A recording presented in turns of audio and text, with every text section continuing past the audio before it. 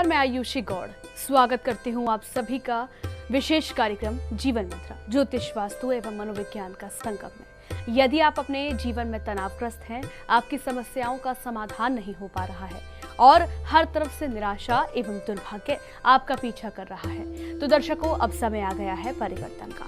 मिलिए हमारे विश्व प्रसिद्ध ज्योतिषाचार्य, वास्तु गुरु एवं मनोवैज्ञानिक मार्गदर्शक डॉक्टर कृष्णकांत लवानिया जी से, जिनकी ज्योतिष और वास्तु में विश्व में 23वीं रैंक है, जिन्होंने 20 से अधिक राज्यों के राजभवनों की वास्तु की है और उत्तर प्रदेश के राज ज्योतिषी भी हैं। ये जंतु विज्ञान, ज्योतिष शास्त्र एवं मनोविज्ञान विषय में PhD की उपाधि प्राप्त है। इनका अनुभव ज्योतिष एवं वास्तु के क्षेत्र में 23 वर्षों का है। उनके पास है आपके जीवन से जुड़ी हर समस्या का समाधान। उनके ज्योतिषीय एवं मनोवैज्ञानिक परामर्श से अपने जीवन के हर पहलू का संतुलन प्राप्त करें। डॉक्टर लवानिया न केवल ज्योतिष और वास्तु में अपनी विशिष्टता के लिए जाने जाते हैं, बल्कि वे मनोविज्ञान के क्षेत्र में भी एक अग्रणी हस्ती के रूप में स्थापित हैं। उनकी मनोवैज्ञानिक अंतर्दृष्टि और परामर्श ने असंख्य लोगों के जीवन में सकारात्मक बदलाव किए हैं।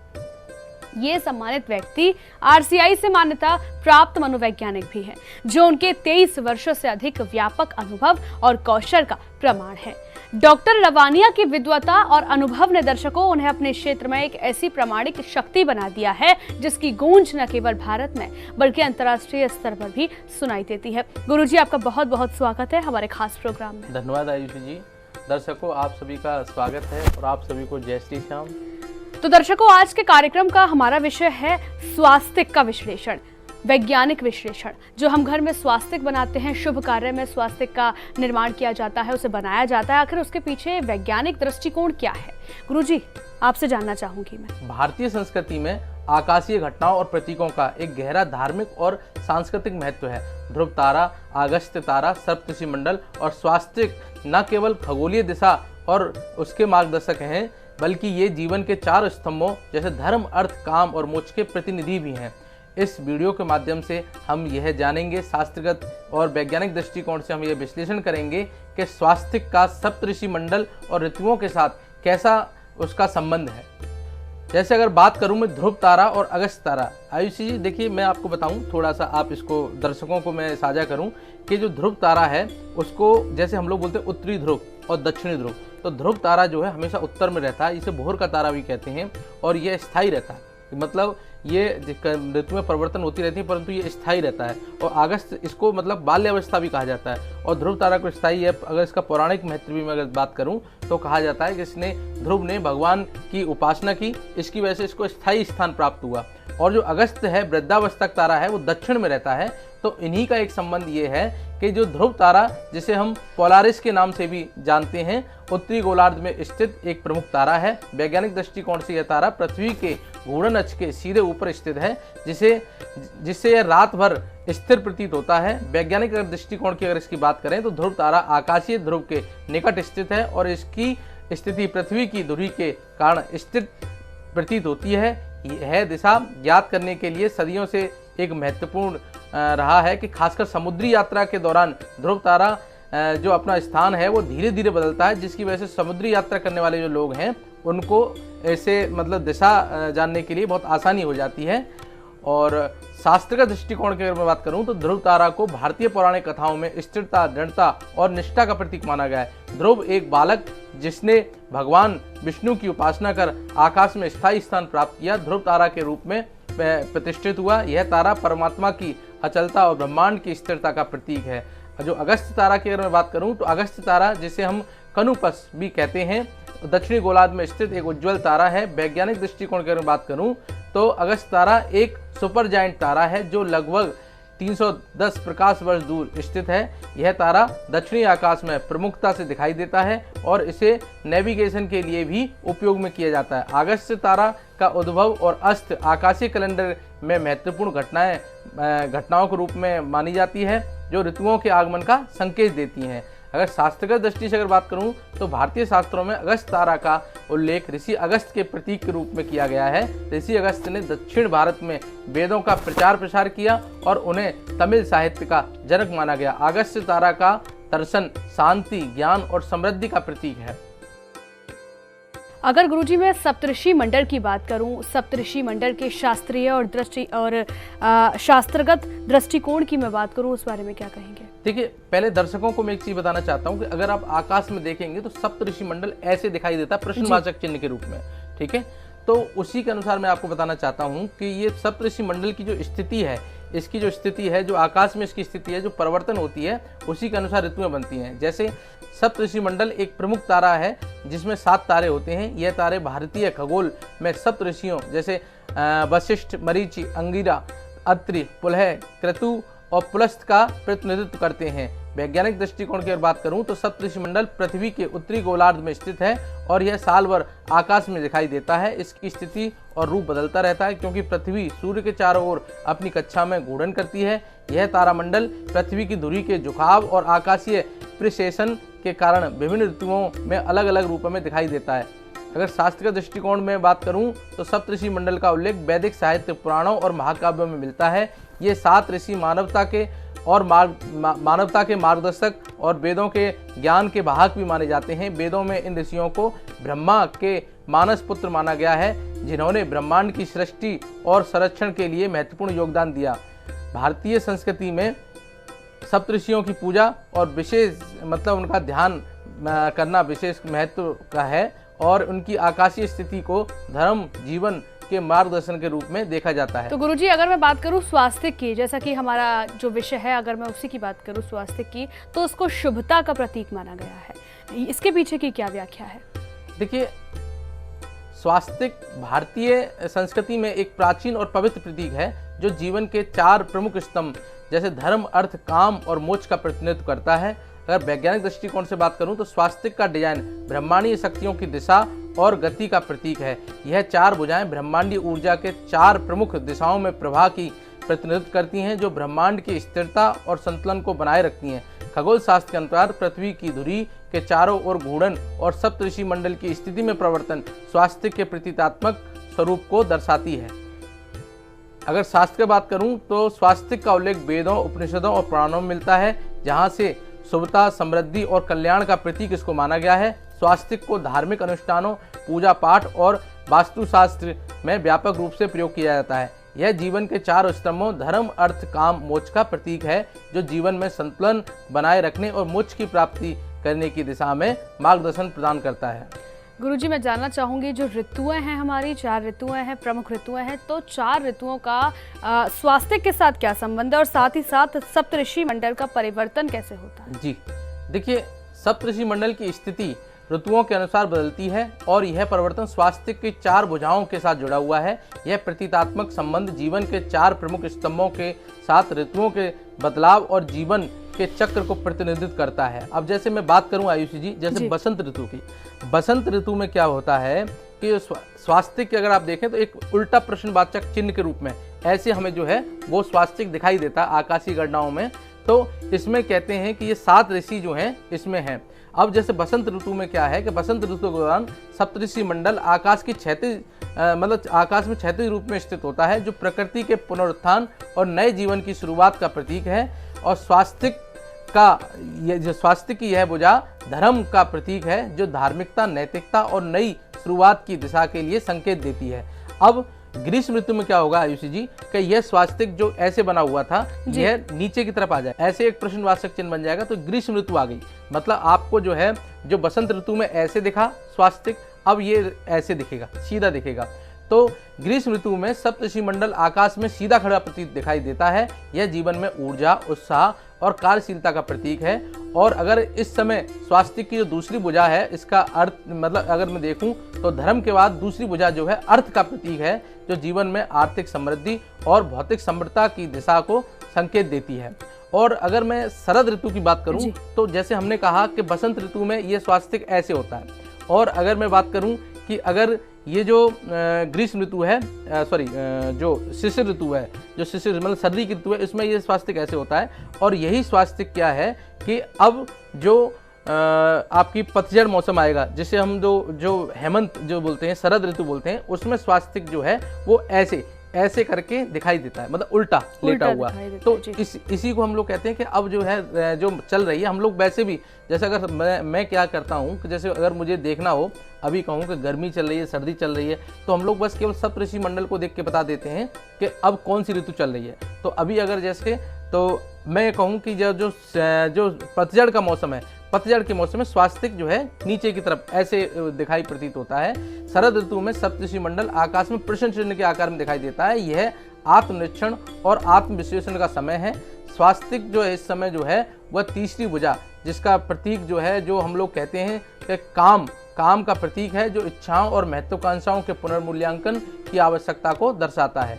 और हम बात करें शिशिर ऋतु की, तो अब जैसे वो शरद ऋतु के बाद शिशिर ऋतु में क्या है कि देखिए मैं आपको बताऊं, जैसे सबसे पहले बसंत ऋतु में हमने ऐसे देखा जी। फिर उसके बाद जो आई वो सर्दी की ऋतु आई, उसमें ऐसे हो गया।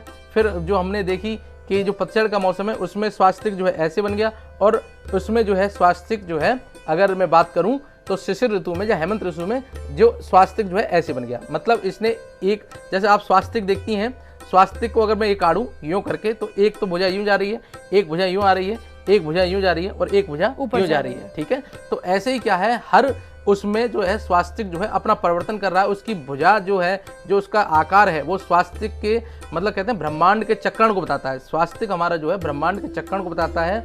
जैसे शिशिर ऋतु में सप्तऋषि मंडल का उल्टा दिखाई देना यह जीवन के अंतिम चरण और शांति का प्रतीक है। इस समय स्वास्तिक का चौथा भुजा मोक्ष का प्रतीक है, जो आत्मा की शुद्धि और अंतिम मुक्ति की दिशा को संकेत करता है। तो गुरुजी ने बताया कि जो स्वास्थ्य है हमारा, उसका सही अर्थ क्या है, महत्व क्या है। अगर मैं गुरुजी आपसे बात करूं स्वास्थ्य, आयुर्वेद, योग और आधुनिक चिकित्सा के समन्वय की, उस पर आप क्या व्याख्या करेंगे? देखिए, पहले मैं आपको बता दूं कि मैंने अभी आपको बताया कि जो ब्रह्मांड के जो तारे हैं, जैसे हम लोग ध्रुव तारा, जैसे उत्तरी ध्रुव और दक्षिणी ध्रुव तारे का, तो दक्षिण में है अगस्त तारा जो कि वृद्धावस्था में है, और उत्तर में है जो आपका ध्रुव तारा जो बाल्य अवस्था में है। इस ध्रुव तारे के बीच में क्या है, सप्तऋषि मंडल की जो परिवर्तन है वह क्या है कि एक तरह से हमारी जो सारी जो ब्रह्मांड की सारी जो वस्तुएं बह रही हैं वो उत्तर से दक्षिण बह रही हैं। मतलब आप घड़ी, जैसे हम लोग कहते हैं क्लॉकवाइज, ये क्लॉकवाइज कैसे बना है कि हमारे ब्रह्मांड का नियम है, हमारे ब्रह्मांड में हर वस्तु जो है वो उत्तर से दक्षिण बह रही है ना, उत्तर से दक्षिण। तो हम लोग कहते हैं क्लॉकवाइज जो है वो भी है। हम लोग अगर वास्तु में भी करते हैं तो हम घड़ी ऐसी दिशा में लगवाते हैं, जैसे हम उत्तर और पूरब में क्यों लगवाते हैं घड़ियों को, मतलब हम लोग पूरब या उत्तर में इसलिए लगवाते हैं क्योंकि जो इसका नियम जो है ये ऐसे उत्तर से दक्षिण की तरफ जा रहा है ना। यहाँ से भी क्या है ऐसे आएगा, पश्चिम और दक्षिण की तरफ हम लोग जो हैं वो घड़ियों को, दीवार घड़ियों को नहीं लगवाते हैं। तो अगर मैं बात करूं तो हर जो ब्रह्मांड का जो नियम है उत्तर से दक्षिण बहने का, उसी से क्या है आयुर्वेद जो दृष्टिकोण है वो भी जुड़ा हुआ है। तो हम बताऊं आपको कि आयुर्वेदिक दृष्टिकोण, आयुर्वेद जो भारत की प्राचीन चिकित्सा प्रणाली है, जीवन के समग्र दृष्टिकोण को अपनाता है। इसमें स्वास्थ्य को शरीर, मन और आत्मा के संतुलन के रूप में परिभाषित किया गया है। आयुर्वेद के अनुसार स्वास्थ्य को बनाए रखने के लिए त्रिदोष, वात, पित्त और कफ का संतुलन अत्यंत आवश्यक है। वात क्या है, यह शरीर में गति और संचार का प्रतीक है। वात दोष का असंतुलन शरीर में सूखा, बेचैनी और अनियमितता लाता है। यह शरीर की पाचन शक्ति और चयापचय का प्रतीक है। पित्त दोष का असंतुलन शरीर में गर्मी, जलन और चिड़चिड़ापन लाता है। और कफ की अगर मैं बात करूं तो यह शरीर की संरचना और स्नेह का प्रतीक है। कफ का असंतुलन शरीर में जड़ता, आलस्य और बलगम का निर्माण करता है। आयुर्वेद में आहार, दिनचर्या और जड़ी बूटियों का उपयोग कर इन दोषों के संतुलन को बनाए रखने के लिए किया जाता है। इस मौसम में शरीर के दोषों का संतुलन बनाए रखने के लिए विशेष आहार और जीवन शैली अपनाई जाने की सलाह दी जाती है। गुरुजी, योग का दृष्टिकोण क्या है? योग को आप कैसे देखते हैं? योग का दृष्टिकोण जो है संपूर्ण जीवन शैली है, जिसका उद्देश्य शारीरिक, मानसिक और आत्मिक स्वास्थ्य का विकास करना है।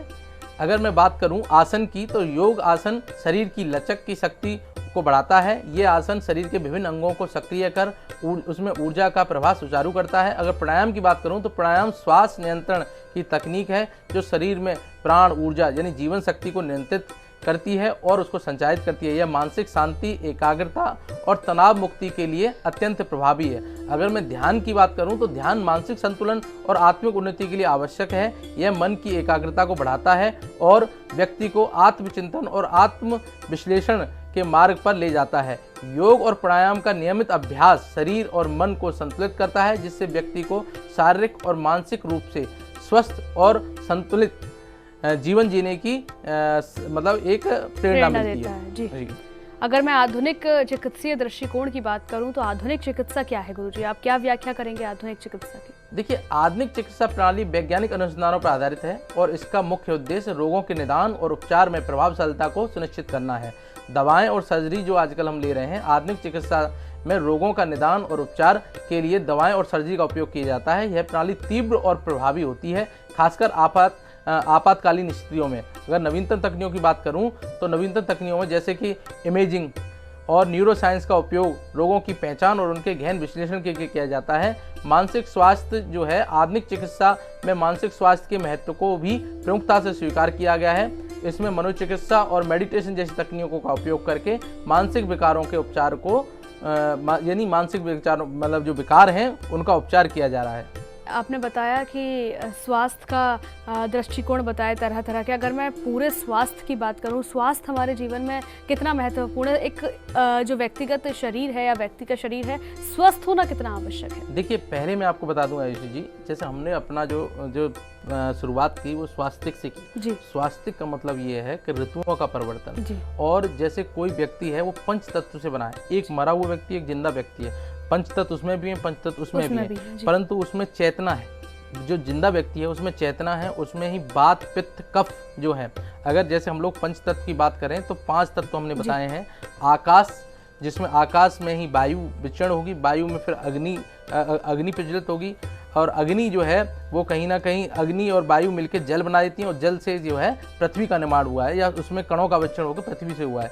तो हम लोग कहते हैं आकाश जो है वह आकाश और पृथ्वी हमारे लिए स्थायी है, बस केवल अग्नि जल और वायु में परिवर्तन होता है। तो हम लोग कहते हैं कि हमारा जो शरीर है आयुर्वेद के अनुसार वो वात पित्त कफ का हो सकता है। तो जिसमें वायु की अधिकता होती है वो वात युक्त शरीर होता है और जिसमें अग्नि की अधिकता होती है वो पित्त युक्त शरीर होता है और जिसमें जैसे जल की अधिकता होती है वो कफ युक्त शरीर होता है। तो हम लोग कहते हैं कि ऋतुओं के अनुसार जो है आपको अपने खान पान और अपने वातावरण के अनुसार आपको अपनी वास्तु और ज्योतिष का ध्यान रखना चाहिए। अगर मैं संपूर्ण स्वास्थ्य की बात करूं तो आयुर्वेद, योग और आधुनिक चिकित्सा का समन्वय व्यक्ति के समग्र स्वास्थ्य के लिए अत्यंत प्रभावी है। यह दृष्टिकोण केवल रोगों के उपचार पर केंद्रित नहीं है, बल्कि यह व्यक्ति के जीवन के हर पहलू का संतुलन बनाए रखने और उसको स्वास्थ्य बनाए रखने के लिए व्यापक दृष्टिकोण प्रदान करता है।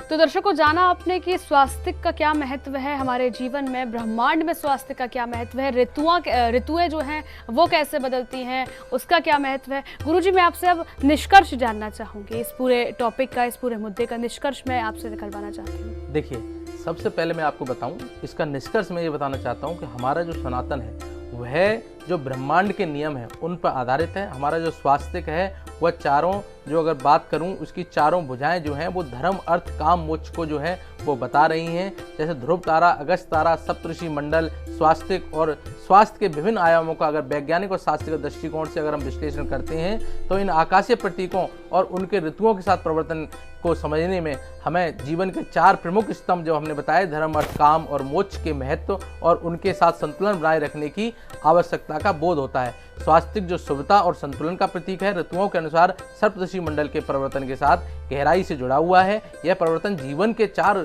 प्रमुख स्तंभों के साथ सामंजस्य स्थापित करने की आवश्यकता को दर्शाता है। स्वास्थ्य, जैसा कि आयुर्वेद, योग और आधुनिक चिकित्सा के माध्यम से समझाया गया है, केवल शारीरिक रूप से स्वस्थ होना ही नहीं बल्कि वह व्यक्ति के जीवन में सभी पहलुओं को संतुलन और शांति प्राप्त करने का एक समग्र दृष्टिकोण है। अगर इस वीडियो के माध्यम से हम अपने दर्शकों को बताना चाहते हैं कि भारतीय संस्कृति के इन गहरे प्रतीकों और अवधारणाओं के माध्यम से जीवन की संपूर्णता और संतुलन को समझने में आपको सहायता होगी और आप एक संतुलित और जो शांतिपूर्ण जीवन जीने के लिए आपको प्रेरणा मिलेगी। तो दर्शकों, जाना आपने स्वास्थ्य की धारा क्या है, सप्तऋषि मंडल क्या है और ध्रुव तारा, ऋतुएं क्या है, ऋतुएं कैसे परिवर्तित होती हैं। गुरुजी, बहुत बहुत धन्यवाद आपका इस समस्त जानकारी के लिए। दर्शकों, आप सभी का धन्यवाद और मैं आपको अंत में यही कहना चाहूँगा कि देखिए स्वास्थ्य के अनुसार हमने अभी स्वास्थ्य के बारे में जाना, स्वास्थ्य बहुत ही शुभ चिन्ह है, इसके अन्य चिन्हों से तुलना ना करें। जो अन्य चिन्हों आप जो है आजकल जो छोटी जो चीज़ें आ गई, अंक ज्योतिष के अनुसार जो है स्वास्थ्य का एक तरह से प्रतिकर्ष मतलब जो स्वास्थ्य है उसको लोग भूल गए हैं। स्वास्थ्य जो है वो हमारे जो ब्रह्मांड के नियम हैं उन पर आधारित है और वो धर्म अर्थ काम मोक्ष की आपको शिक्षा देता है, आपके परिवर्तन की शिक्षा देता है। आप जो है अपने धर्म को करते रहिए, अपने कर्म को करते रहिए, अपना अर्थ कमाते रहिए, जब भी आपको मोक्ष की प्राप्ति होगी। आप सभी को जय श्री श्याम, आपके उज्जवल और स्वर्णिम भविष्य की मैं कामना करता हूँ। आपसे विदा लेता हूँ। हारे के सहारे की जय। जय श्री श्याम दर्शकों, अब मैं भी आपसे विदा लेती हूँ, तो दीजिए हमें इजाजत। हम दोबारा पेश होंगे आपके समक्ष किसी और मुद्दे के साथ। नमस्कार।